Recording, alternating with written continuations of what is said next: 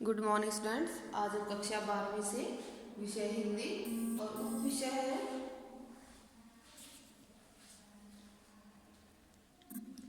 उप विषय हमारा हिंदी की पाठ्य पुस्तक आरोह से है।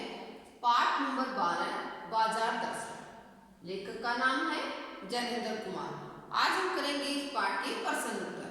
तो प्रश्न नंबर 1 देखिए, बाजार का जादू चढ़ने और उतरने पर मनुष्य पर क्या क्या असर पड़ता है। उत्तर देखिए, बाजार का जादू चढ़ने और उतरने पर, यहां उतरने आएगा भाई, उतरने पर मनुष्य पर निम्नलिखित असर पड़ता है। नंबर 1, बाजार का जादू चढ़ने पर मनुष्य उसकी ओर उसी प्रकार से खींचा चला जाता है जिस प्रकार चुंबक लोहे की ओर खींचा चला जाता है।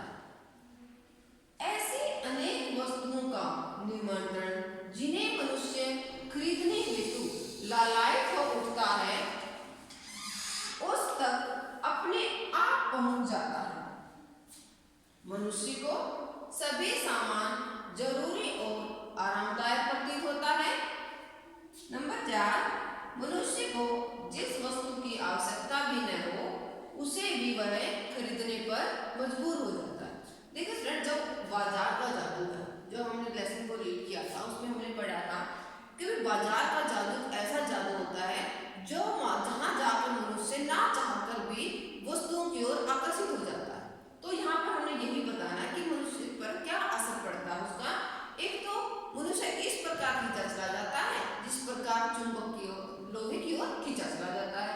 दूसरा, अनेक वस्तुओं का निमंत्रण जिन्हें मनुष्य खरीदने के लिए एकदम से जब किसी नई वस्तु को देखता है तो वो खरीदने के लिए उसे लालायित होता है और अपने आप उसके पास वो पहुंच जाता है। दूसरा, मनुष्य ऐसे वस्तुओं और सामान को भी खरीद लेता है, यानी वो वस्तुओं को जरूरत के लिए नहीं, आरामदायक बनाने के लिए वो खरीद लेता है। मनुष्य को जिस वस्तु की जरूरत नहीं होती उसे भी वो खरीद लेता है। क्यों? क्योंकि बाजार में जाकर जब वो बाजार में जाता है तो उसको जो मन में आकर्षण पैदा होता है वस्तुओं के प्रति, और वो ना चाहकर भी जिन वस्तुओं को वो नहीं लेना चाहता उनको भी वो मजबूरन होकर उसे लेना पड़ता है।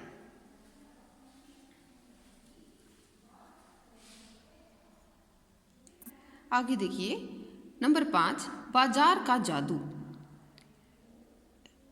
उतरने पर मनुष्य को आभास होता है कि जो आरामदायक फैंसी वस्तुएं उसने खरीदी थी वे सब आराम देने की अपेक्षा उसे दुख पहुंचाती हैं। वस्तुओं की उपयोगिता का पता चलने पर मनुष्य के स्वाभिमान को ठेस पहुंचती है। बहुतायत वस्तुएं यानी बहुत ज़्यादा मात्रा में वस्तुएं खरीदने पर मनुष्य स्वयं को अपराधी महसूस करने लगता है। प्रश्न नंबर 2, बाजार में भक्त जी के व्यक्तित्व का कौन सा सख्त पहलू उभर कर आता है? क्या आपकी नज़र में उनका आचरण समाज में शांति स्थापित करने में मददगार हो सकता है, अथवा चूरन वाले भगत जी पर बाजार का जादू नहीं चल सकता, क्यों? अथवा भूमंडलीकरण के इस दौर में भगत जी जैसे लोग क्या प्रेरणा देते हैं? तो ये प्रश्न है जो हमारा प्रश्न नंबर 2, ये 3 प्रकार से आ सकता है, इस प्रकार से भी और इस प्रकार से भी और इस प्रकार से भी, और इसका उत्तर एक ही प्रकार से होगा। बाजार में भगत जी का स्वाभिमानी निश्चेष्ट, आत्मसंयमी, मितव्ययी, दृढ़ निश्चय आदि विशेषताओं से परिपूर्ण व्यक्तित्व उभर कर सामने आता है। भगत जी एक स्वाभिमानी और निश्चेष्ट प्रवृत्ति के व्यक्ति हैं जिन्हें बाजार का आकर्षण, सौंदर्य, चहल पहल, बड़ी बड़ी दुकानें और अपनी ओर आकर्षित नहीं कर सकती और न ही उसके स्वाभिमान को डिगा सकती हैं। वे आत्मसंयमी और मितव्ययी पुरुष हैं। धन की कमी न होने के कारण भी वे बाजार में फिजूल खर्ची पर विश्वास नहीं करते, केवल उतनी ही वस्तुएं खरीदते हैं जितनी उनकी आवश्यकता है और वे भी केवल अच्छे मूल्य में खरीदते हैं। बाजारू आकर्षण में फंसकर धन को नहीं लुटाते। हाँ, हमारी नज़र में उनका आचरण समाज में शांति स्थापित करने में मददगार हो सकता है। जिस प्रकार शांत, निश्चेष्ट, संयमी भगत जी का आचरण है और जैसे वह बाजार के आकर्षण और सौंदर्य को देखकर उसे जरा सा भी मोहित नहीं होता, इसी प्रकार यदि आज के उपभोक्तावाद और बाजारवाद के समाज में यदि प्रत्येक मनुष्य स्वाभिमान, संयम, मितव्यय और दृढ़ निश्चय से अपनी आवश्यकता के अनुसार वस्तुएं खरीदे, बाजार के आकर्षण और सौंदर्य में फंसकर अनुपयोगी वस्तुओं को न ले, तो वास्तव में उसका मन अशांत नहीं होगा। वह अपने मन में बेकार की इच्छाओं को वश में करके यदि फिजूल खर्ची पर काबू पा लेगा, तो उसका जीवन भी शांत, स्वाभिमानी, मितव्ययी बन जाएगा। यदि समाज का प्रत्येक मनुष्य ऐसा करे तो निश्चय ही समाज में शांति स्थापित होगी। प्रश्न नंबर 3, बाजारूपन से क्या तात्पर्य है?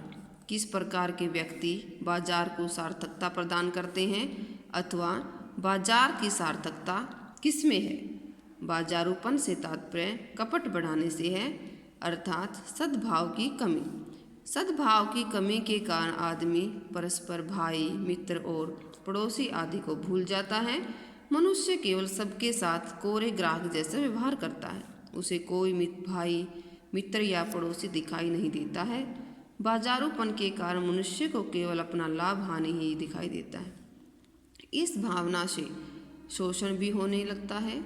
जो व्यक्ति ये जानते हैं कि वे क्या चाहते हैं, उन्हें किस वस्तु की आवश्यकता है, ऐसे व्यक्ति ही बाजार को सार्थकता प्रदान कर सकते हैं। ये लोग कभी भी परचेजिंग पावर के गर्व में नहीं डूबते।